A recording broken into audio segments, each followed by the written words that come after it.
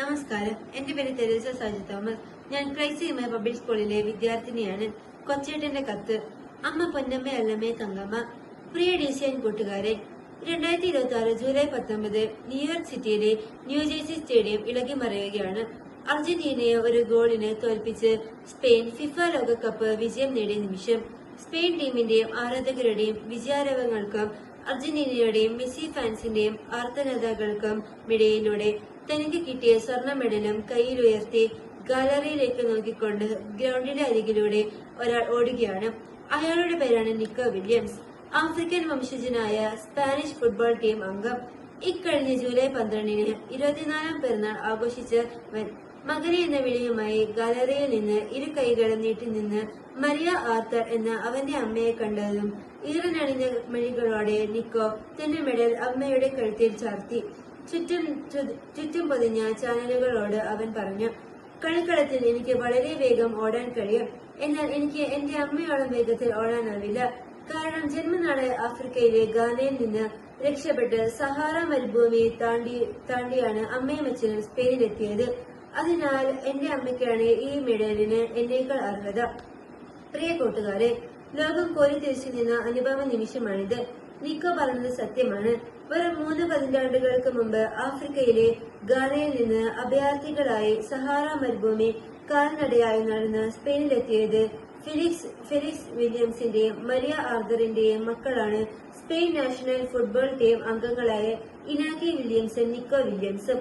നിക്കോയുടെ കഥ കേട്ടപ്പോൾ ഗാനയിൽ നിന്ന് സഹാറ മരുഭൂമി വഴി സ്പെയിനിലെത്താനുള്ള ദൂരം ഗൂഗിൾ മാപ്പിലൂടെ കണ്ടെത്താൻ ശ്രമിച്ചു നോക്കി. 5700 മുതൽ 6000 കിലോമീറ്റർ ദൂരമാണ് ആ മാതാപിതാക്കൾ നടന്നത്. കാൽനടയായി നടന്നാൽ ഏകദേശം 130 മുതൽ 150 ദിവസങ്ങൾ നിർത്താതെ നടക്കണം ഈ ദൂരം പൂർത്തിയാക്കാൻ. ഒരുപക്ഷെ അവർ ഗാനയിൽ നിന്ന് അൾജീരിയയിലൂടെ സഹാറ കടന്ന് ഇറാനിൽ നിന്ന് കപ്പൽ കയറി അലിക്കാന്റെ തീരത്തിറങ്ങി അഗോസ്റ്റിലൂടെ സ്പെയിനിലെത്തിയിട്ടുണ്ടാകാം. അല്ലെങ്കിൽ വെസ്റ്റ് സഹാറ വഴി നടന്ന് മൊറോക്കോ നടന്ന് ജിബ്രാൾട്ടർ കടലിലൂടെ സ്പെയിനിലെത്തിയിട്ടുണ്ടാകാം. കൂട്ടുകാരെ, നിങ്ങളുടെ ഇന്നിലേക്ക് നിങ്ങളുടെ മാതാപിതാക്കൾ നടന്നു തീർത്ത ഇന്നലകൾ എത്രയെന്ന് എത്ര പേർക്കറിയാം? എന്റെ മാതാപിതാക്കൾക്കും നിങ്ങളുടെ മാതാപിതാക്കളും ജീവിതത്തിന് നിരവധി സഹാറ മരുഭൂമികൾ നടത്തിയിട്ടുണ്ടാവുന്നത് തീർച്ച.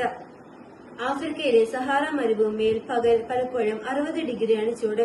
ചുട്ടുപൊള്ളുന്ന മണൽ പരപ്പിലൂടെ കൊടിയ വിശപ്പും ദാഹവും സഹിച്ച് എത്തിച്ചേരുന്ന കാനാൻ നാട്ടിൽ തേനും പാലും ഒഴുകണമെന്ന് ഓരോ കിതപ്പിനും പ്രാർത്ഥിച്ച് വിയർപ്പ് തൊലിച്ച് നടന്നത് നിക്കോയുടെ മാതാപിതാക്കൾ മാത്രമല്ല, നമ്മുടെയും മാതാപിതാക്കളാണ്. കടബാധ്യതകളുടെയും രോഗങ്ങളുടെയും പരാജയ ഭീതികളുടെയും ജീവിത ഭാണ്ഡങ്ങളുടെയും ജീവിതത്തിന്റെ സഹാറ മെത്താണ്ടത് നമ്മുടെ മാതാപിതാക്കളുടെ ഈ ജീവിതയാത്രയിൽ സ്നേഹത്തിന്റെ തേനരുവികളും സത്യസന്ധതയുടെ വെൺമേഘത്തേണലും വിശ്വസ്തയുടെ ദീപസ്തബ്ധങ്ങളുമാകാൻ മക്കളായി നമുക്ക് കഴിയണം. അവരിൽ അധ്വാനത്തിന്റെ അളവറിയണം. അവർ നമുക്കായി താണ്ടിയ സഹാറകളുടെ ദൂരം അറിയണം.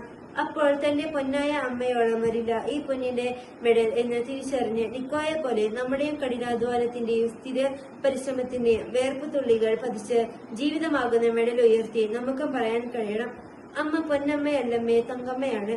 തനി തങ്കം കൊണ്ട് എന്റെ ഹൃദയത്തിൽ സ്പർശിച്ച് എന്റെ തങ്കമ്മ. സ്നേഹ സന്ദേശത്തോടെ സ്വന്തം കൊച്ചേട്ടൻ.